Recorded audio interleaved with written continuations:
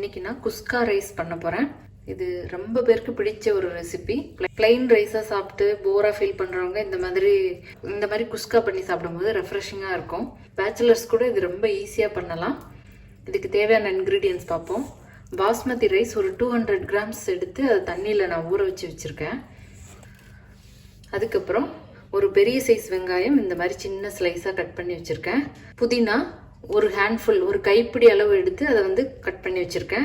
அதே அளவு கொத்தமல்லி எடுத்திருக்கேன். ஒரு பெரிய தக்காளி, சின்ன தக்காளியாக இருந்தால் 2 எடுத்துக்கலாம்.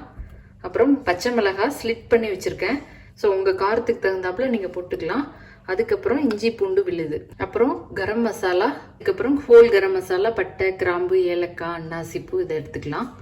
இவ்வளோதான் இன்க்ரீடியன்ஸு. இப்போ இதை எப்படி பண்ணுறதுன்னு பார்க்கலாம். முதல்ல நான் 2 டேபிள் ஸ்பூன் நெய் விடுறேன். அதோட கொஞ்சம் கடலை எண்ணெயும் சேர்க்குறேன்.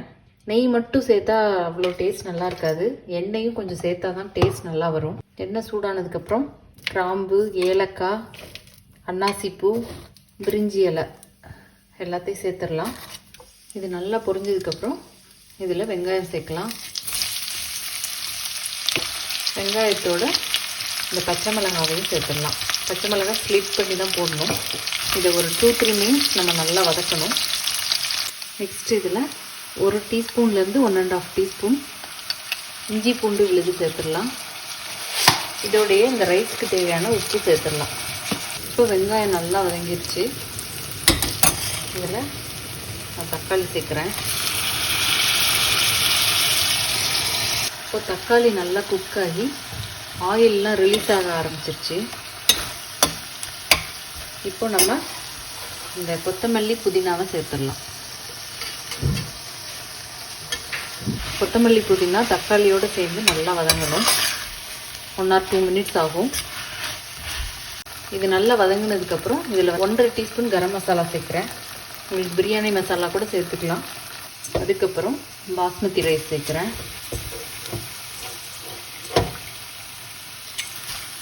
பாஸ்மதி ரைஸை ஃபஸ்ட்டு தண்ணி விடாமல் இந்த மசாலாவோடு நல்லா சேர்த்து 1 நிமிஷம் நம்ம இந்த வதக்கி விடணும். ஒன்றோட ஒன்று ஒட்டாமல் ரைஸ் நல்லா பொலபுலன்னு வரும். காலிஃப்ளவர், உருளைக்கிழங்கு இதெல்லாம் வேக வச்ச தண்ணி இருக்குது, அதை நான் சேர்க்குறேன். நீங்கள் குருமா பண்ணுற வெஜ்ஜு குருமா இதுக்கு காம்பினேஷனாக பண்ணுறதா இருந்தால் அந்த வெஜிடபிள்ஸ் வேக வச்ச தண்ணியை இதில் சேர்க்கலாம். ரேஷியோ 1:2 தான். 1 கப் ரைஸ்க்கு 2 கப் தண்ணி. கடைசியாக உப்புலாம் சரி பார்த்துட்டு மிக்ஸ் பண்ணி விட்டு நம்ம குக்கரை க்ளோஸ் பண்ணிடலாம். 1 or 2 விசில்ஸ் விட்டால் கரெக்டாக இருக்கும். நான் எப்போவுமே 2 விசில் வரைக்கும் விடுவேன். இப்போ ப்ரெஷர் எல்லாம் ரிலீஸ் ஆகிடுச்சு. குஸ்கா ரைஸ் எப்படி வந்திருக்குன்னு பார்க்கலாம். குஸ்கா ரைஸ் சூப்பராக வந்திருக்கு. தனித்தனியாக வந்திருக்கு ரைஸு. இது கொஞ்சம் நம்ம இந்த மாதிரி மெல்ல கிளறி விட்டுட்டு கொஞ்சம் ஆற வச்சோம்னா இன்னும் கொஞ்சம் பொலன்னு வந்துடும். இப்போது சூப்பரான குஸ்கா ரைஸு ரொம்ப ஈஸியாக ரெடி ஆயிடுச்சு. நீங்களும் இதை மறக்காமல் ட்ரை பண்ணி பாருங்கள். Thank you all.